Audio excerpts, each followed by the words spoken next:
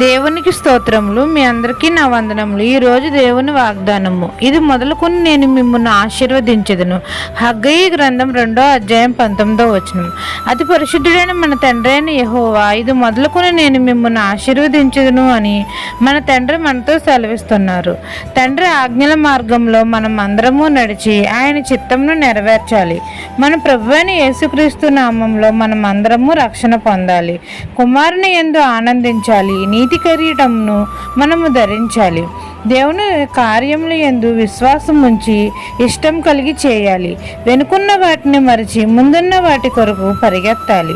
మనమందరము దేవుని మందిరంలోనికి ప్రతిష్ఠిత అర్పణములు దశమ భాగాలు దేవునికి నమ్మకంగా చెల్లించాలి. అప్పుడు మన తండ్రి ఇది మొదలుకొని నేను మిమ్మల్ని ఆశీర్వదించదును అని మనల్ని దీవిస్తాడు.